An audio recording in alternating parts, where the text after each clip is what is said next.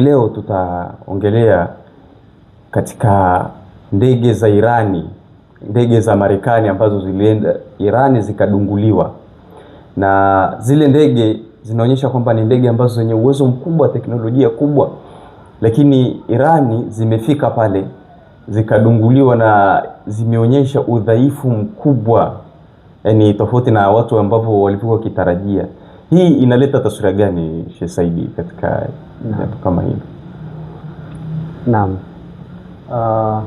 Kwanza kuna vitu ambavyo tunaweza kuzungumzia kuhusiana na hii operation. Tarehe 4 mwezi huu wa 4 mwaka 2006 ndio tukio limetokea. Ndio tukio limetokea. Sasa ni ndege mbili za kijeshi, ile F-15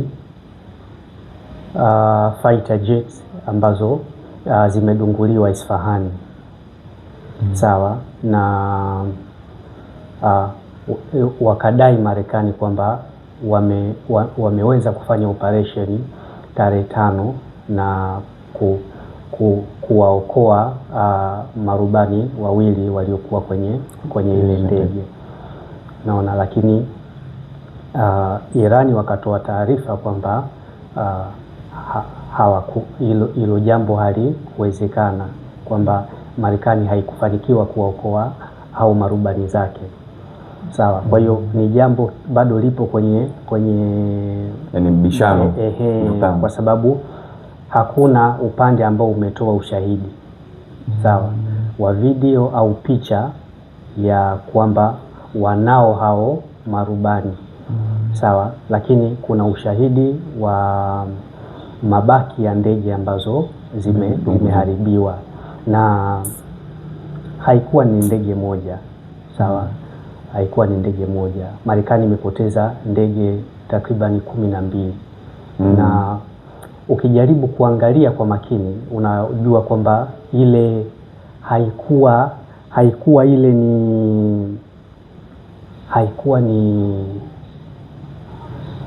ni operation ya muda mfupi. Sawa, haikuwa ni operation ya muda mfupi, isipokuwa tarehe 18 mwezi wa 3 utaona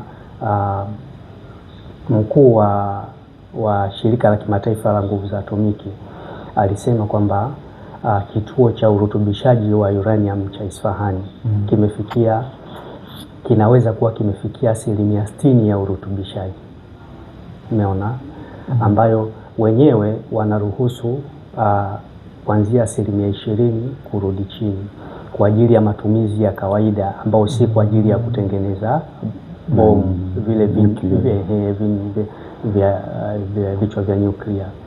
Umeona, sasa na ile ikishafikia 80% ndio inasemwa kwamba inaweza kutengeneza vile vinu kwa ajili ya silaha za nyuklia. Umeona, sasa kinachoonekana kwa haraka hapa ni kwamba Marekani ilikuwa ikitengeneza kituo kidogo cha kijeshi karibu na Isfahani. Sawa, karibu na ile Isfahani nuclear facility, kile kituo cha chini underground cha nuclear cha Isfahani cha Irani. Sawa, ambapo kilomita takribani 25 kutoka Isfahani walikuwa wakijaribu kuseto hii kambi ndogo ambayo wanaita wenyewe kitaalamu kwamba ni forward arming and refueling point. Umeona, kwa hiyo kituo hichi kidogo kingeweza kutumika kwa ajili ya kuchukua sawa ndege kwa haraka ambazo zitatoka nje ya Irani na kuweza kufanya mashambulizi ya kuteketeza kile kituo cha Isfahani ndani ya muda mfupi. Na inavyoonekana ndio ilikuwa matarajio ya Trump kwamba afanye lile tukio kwa muda mfupi tarehe 4. Kwa hiyo tarehe 5 kipindi cha Pasaka atangaze ushindi. Umeona? Na ndio maana utaona kabla ya tukio la tarehe 4, nyuma huku kuna watu ndani ya Pentagon wamefukuzwa kazi. Isipokuwa mmojawapo ni Chief of Staff. Sawa. Hiyo baadaye tutakuja kuongelea inaashiria nini. Umeona? Amefukuzwa kazi pia na maafisa wengine wa ngazi ya juu ambao inaonekana hawakukubaliana na haya mawazo ya Trump. Sawa, ya kuja kuvamia kituo cha Isfahani kutokana na mpango ulioonekana ni riski sana, kufanikiwa kwake ungekuwa ni vigumu. Umeona? Yeye akaamua bora akaamua kutekeleza ule mpango wake ambao umefeli. Sawa. Sasa sasa ile tarehe 4 baada ya kutokea tukio, tarehe 5 ndio akatuma ndege zingine hizi C-300 sawa, kwa ajili ya kwenda kuwaokoa. Umeona, ambazo na zenyewe hazikufanikiwa. Sasa zilidunguliwa. Kuwaokoa marubani wawili. Sawa. Huwezi kutuma ndege kama hizo C-300 ambazo zina thamani zaidi ya dola milioni 150. Sawa, na zina uwezo wa kuchukua zaidi ya wanajeshi 200. Sawa, kuna kitu kingine ambacho kulikuwa kuna kitu cha ziada ambacho Trump hajakizungumzia. Kwa taswira ya nje ni kwamba wanaenda kuokoa wale marubani wawili. Lakini kwa taswira ya kubwa ni kwamba kulikuwa kuna tukio kubwa linatakiwa lifanyike lililoshindikana. Umeona? Kwa sababu si ndege hizo mbili tu, isipokuwa walituma ndege zilikuwa ndege takribani 12 zilizoharibiwa, ambao ni gharama kubwa na ni hasara kubwa, na wanajeshi pia walofariki ni wengi. Sawa, kwa sababu walituma hizo C-130 zilikuwa ni 2, lakini wakatuma pia Little Birds zilikuwa ni 4, lakini wakatuma pia Black Hawks ambazo zilikuwa ni 4 pia, na MQ-9 zilikuwa zenyewe zilikuwa 2 pia, ambazo hizi zote ni ndege za kijeshi zenye uwezo mkubwa na gharama kubwa, ambazo zinatumiwa kwa ajili ya nini? Ya operation ambazo ni ngumu, zinatakiwa zifanyike kwa ghafla na kwa muda mfupi. Umeona? Kwa hiyo wenyewe walipiga mahesabu kwamba ule usiku wa tarehe 4 wanamaliza kazi, wakiteketeza kile kituo cha underground cha nuclear cha Isfahani.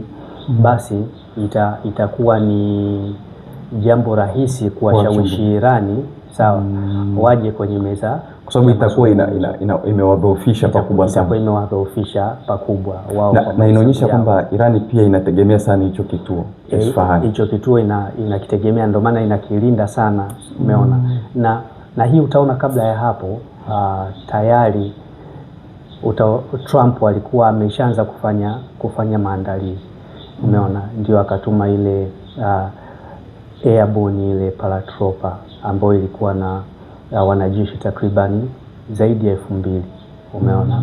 Akiwatoa maeneo mbalimbali ya Middle East na kuwaelekezea upande wa Irani, akiwa na shabaha mbili, kushambulia Isfahani, lakini pia vile vile kuchukua kisiwa cha Karg ambavyo vyote mpaka sasa havijafanikiwa.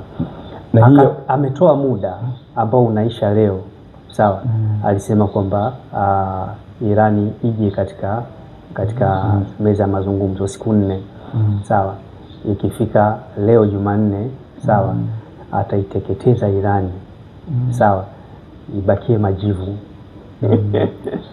na hii kweli inaweza ikatokea ama mpaka sasa hivi inaonekana ni jambo ambalo ni gumu kutokea. sawa, kwa sababu jeshi la mapinduzi la Irani limesimama imara, sawa, limesimama imara tofauti na vile ambavyo Marekani ilitarajia. Umeona? Marekani ilitarajia kwamba kwa kuwaua viongozi wa Irani watashusha mori wa wanajeshi, kwa hiyo wataweza sasa kufanya mageuzi ya uongozi katika Irani. Na Irani kwa nini inapata nguvu hivi ile kusimama kidete, yani mpaka sasa hivi bado uko strong? Yani kitu gani ambacho kinawapa nguvu hivi? Kwa sababu ni nchi ambayo ina maamuzi, sawa. Duniani kuna hizi nchi zipo katika aina mbalimbali, sawa. Kuna nchi ambazo tunaziita ni nchi huru, japokuwa kipindi fulani zinaweza kuwa zinatekeleza sera za mataifa makubwa, lakini ni nchi huru, sawa. Kama vile unazungumzia hizi nchi za Scandinavia, umeona, unazungumzia labda Denmark, vile Sweden, ni nchi huru, hazijakoloniwa na kwa sasa hivi na yale mataifa makubwa. Alafu kuna nchi ambazo zinaitwa superpower, sawa. Hizi ni nchi ambazo sasa zenyewe zinatawala ulimwengu. Katika hizi nchi superpower au power nations ndio kuna kuwa na taifa kiongozi, sawa, ambao kwa sasa ni Marekani, taifa ambalo linaongoza, sera zake zinaongoza ulimwengu, sawa. Huwa ipo hivi. Alafu kuna nchi sasa tunasema nchi zinazokoloniwa, sawa, nchi ambazo zenyewe hazina sera zake binafsi isipokuwa zinafuata na kutekeleza sera za wa magharibi. Kwa hiyo Irani ni nchi ambayo yenyewe ina mtazamo wake na namna yake ya kutekeleza mambo yake, sawa sawa, tofauti na hizi nchi zetu sisi ambazo ni nchi ambazo hazijafanya uwekezaji katika teknolojia, silaha, na tunasema nchi ambazo hazina nguvu, sawa, hazina nguvu za kiuchumi, hazina nguvu za kijeshi. Irani ni nchi ya 4, umeona, ni nchi ya 4 kwa reserve ya mafuta duniani, sawa, na ni nchi takriban ya 6 kwa uzalishaji wa mafuta duniani, umeona. Kwa hiyo China inategemea 80% ya mafuta kutoka Irani, 80%. Na vita vya Irani vimepelekea upungufu wa uzalishaji wa mafuta duniani kwa takriban 15%. Kwa sababu mlango bahari wa Hormuz, sawa, ambao una urefu wa takriban kilomita 13, wenyewe unachukua takriban 20% ya mafuta ya dunia yanapita pale, mengi yanayokuja huku kwetu Afrika pamoja na nchi za Asia, umeona. Kwa hiyo Irani anaweza kusimama au ameweza kusimama kidete dhidi ya Amerika kutokana na sera zake, kutokana na uwezo wake ambao Marekani aliupigia mahesabu ya chini, underestimate, umeona. Hivyo ndivyo tunaweza kuzungumzia kuhusiana na jambo hili. Tuseme mpaka hapa tunaona kwamba Marekani wanaanza kutapatapa, kwamba kila siku tunaona wanasema hili, na hata Trump ukimsikiliza kila siku anatoa maneno, anaongea, anasema hili, anasema hili. Kihalisi kuna mambo ambayo tunaweza tukayaangalia katika kauli za Trump, na kiukweli inaonyesha uduni ambao ulimwengu umefikia, umeona. Ukimsikiliza Trump anavyoongea, huwezi kuamini kwamba huyo ni kiongozi wa taifa kubwa zaidi duniani, umeona. Yaani vipi mtu kama huyu amekuwa kiongozi wa taifa kubwa zaidi duniani, umeona. Na hii inaashiria kwamba na ndivyo tunavyoombea kwamba mwisho wa Marekani haupo mbali. Mwisho wa Marekani haupo mbali, umeona. Ile kukosa uungwaji mkono wa mataifa ambayo ilikuwa ni lazima yamuunge mkono kama mataifa ya Ulaya. Umeona ile kufikia hatua mpaka nchi ambazo hazina uwezo sawa zinamfanyia utani sasa, sawa. Muhonzi huyu mtoto wa rais wa Uganda anasema yuko tayari kuisaidia Marekani, ambao ni utani yani, umeona. Kwa hiyo imefikia hatua mpaka wale vibaraka wake sasa wanamfanyia utani, manake ameshindwa, manake anaelekea kufa, umeona. Hii ni hatua mbaya ambayo Marekani imefikia, na inajaribu sawa kuweza kujikwamua katika hii hatua ambayo inaweza isifanikiwe, kwa sababu uchumi wa Marekani umefungamanishwa na mafuta. Ndio maana akaichukua Venezuela ambayo Venezuela ndio kwa sasa hivi nchi ya kwanza duniani yenye hifadhi ya mafuta mengi ardhini, takribani mapipa bilioni 300, umeona, ikifuatia na Saudia takribani bilioni 267, umeona. Na kwa hiyo afu inafuatiwa na Irani, umeona. Kwa hiyo baada ya kuichukua Venezuela, Saudia tunajua yupo, yani ule uwanja wa nyumbani, umeona. Sasa anaitaka na Irani ili ajihakikishie sawa ule uhakika wa kuwa na mafuta ya dunia, umeona. Kama atakuwa na mafuta ya dunia, yeye anaweza akaendelea kubakia juu, kwa sababu atalazimisha mafuta yanunuliwe katika dola kama anavyofanya sasa hivi, umeona. Na moja katika vitu ambavyo vimepelekea aingie katika vita, kwa sababu Irani anauza mafuta yake China takriban 80%, anauza kwa yuan, sio kwa dola, hatumii dola, umeona, anauza kwa yuan. Kwa hiyo ili aendelee, ile thamani ya dola yake iendelee kutumika kiulimwengu, lazima hakikishe anadhibiti mafuta, umeona, kwa sababu ukitaka mafuta itabidi ununue kwa dola, sawa. Na yeye anaweza akaichezea dola kama jinsi anavyotaka yeye. Anaweza akamua leo akaipandisha, kesho akaishusha, umeona.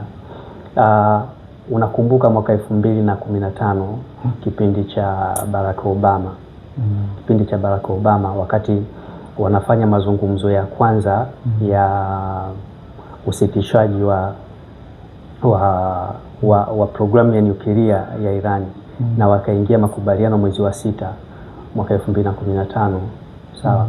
Kabla ya hapo Marekani alishusha bei ya mafuta, sababu alikuwa anajua bei ya mafuta ikishuka uchumi wa Irani utaathirika, na utawalazimisha Irani waingie katika makubaliano kipindi cha Obama, sawa. Baada ya yale makubaliano kupita, ambayo inavyoonekana yalikuwa yameifavor zaidi Irani, sawa. Donald Trump alivyoingia akayavunja mwaka 2018, umeona. Akasema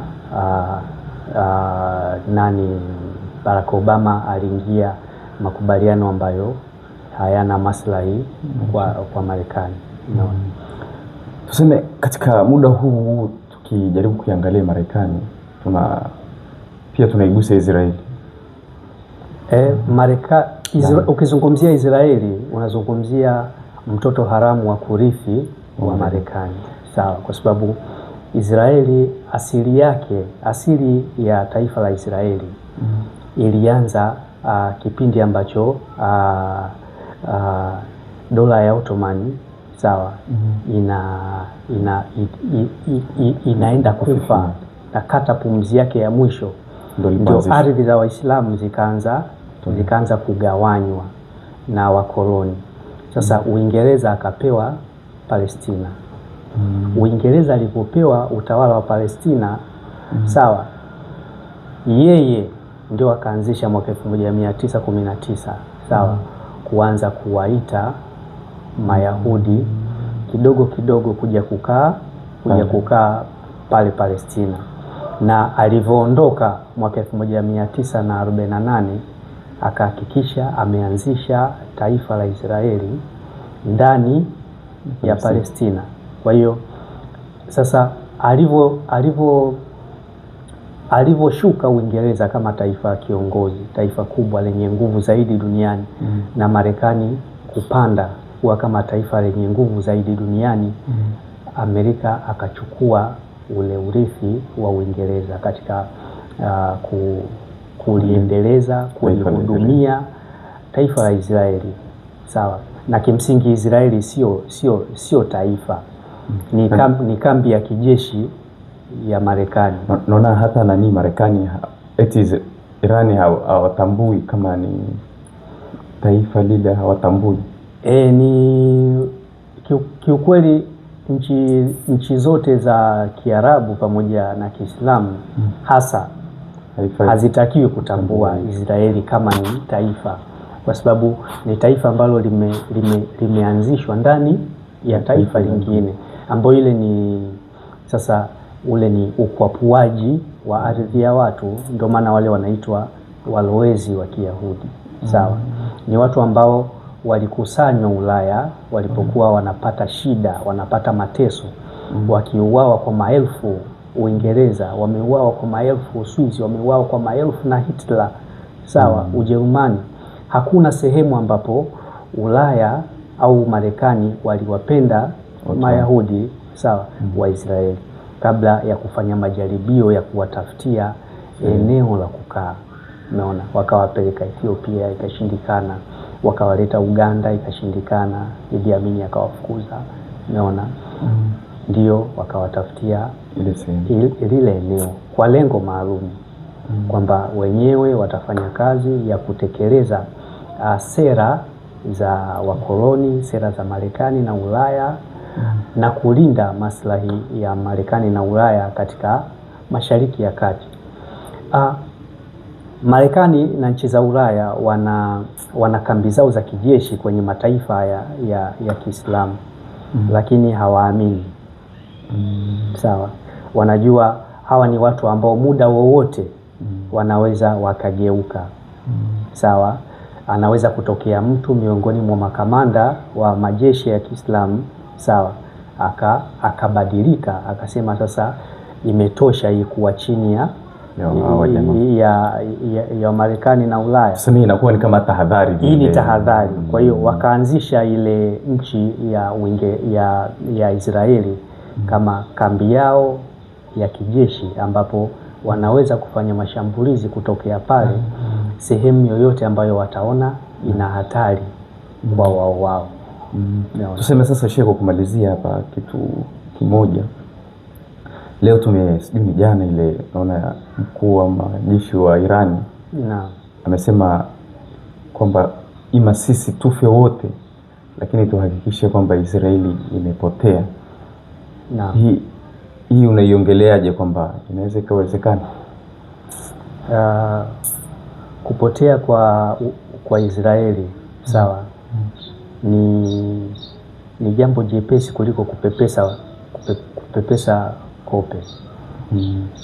Kwa sababu Israeli inalindwa na yale mataifa ya Kiarabu yanayozunguka. Ndio kazi yao. Yaani wao mataifa yale ya Kiarabu kazi yao ni kuilinda Israeli. Na wenyewe wanapewa ulinzi na wa Magharibi. Kwa sababu kimsingi wale raia hawawapendi wale viongozi. Licha ya mambo ambayo wanawafanya kuwarubuni raia. Kuna vitu vidogo vidogo wanawapa raia, huduma hizi kama sijui, kuna huduma ambazo wanawapa kama ruzuku hivi na nini.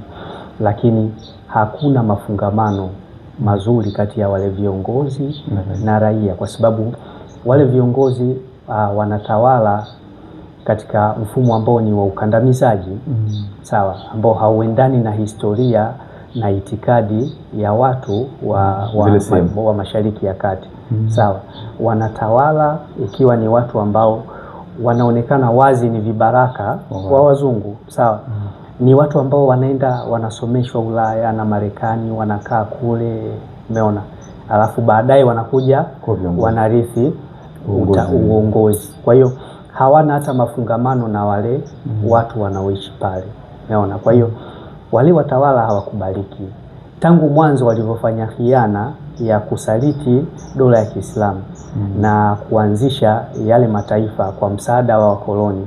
Imekuwa mafungamano yao na jamii ni madogo.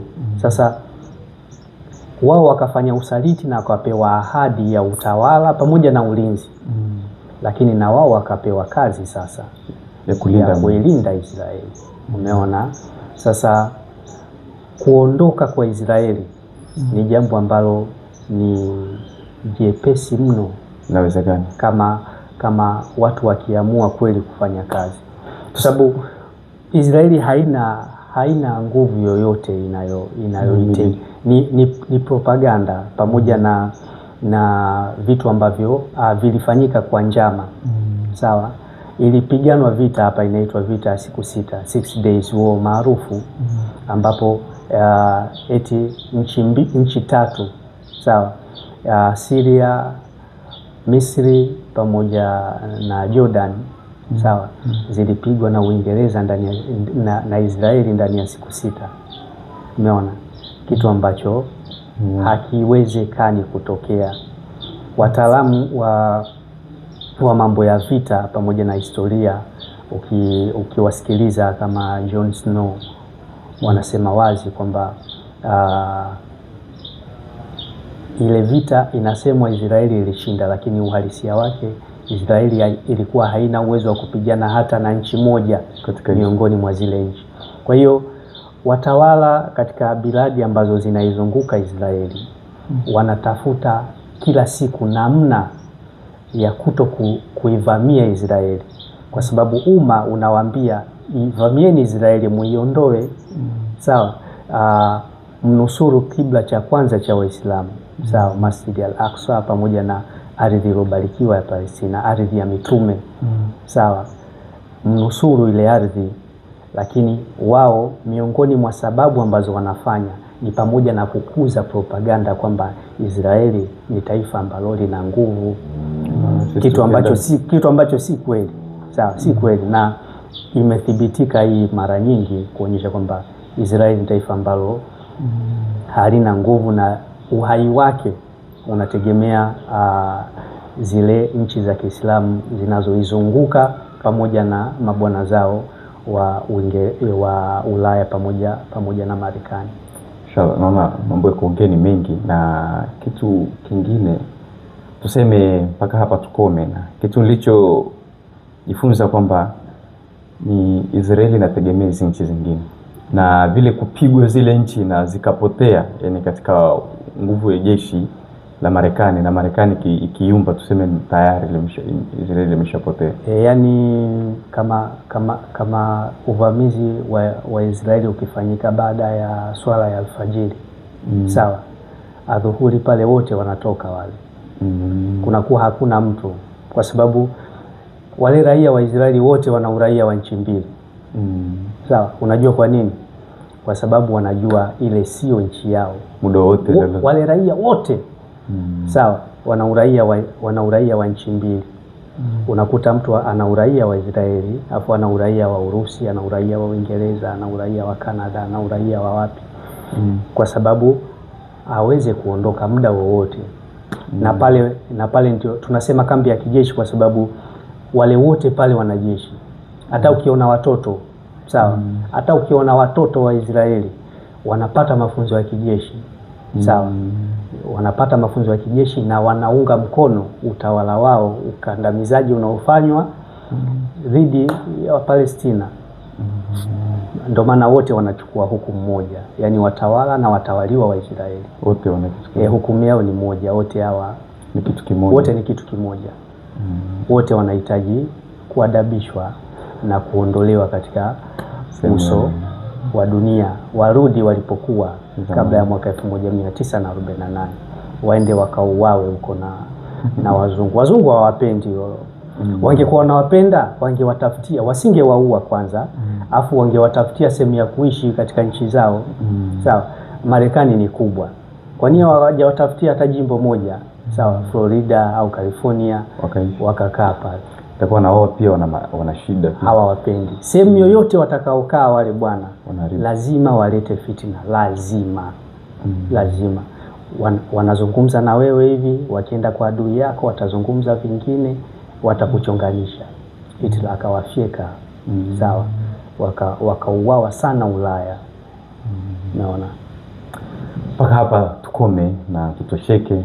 Katika nani nyingine tutakuja tutaelezea mambo yanayoendelea huko Middle East. Inshallah. Wassalamu alaikum wa rahmatullahi wa barakatuh.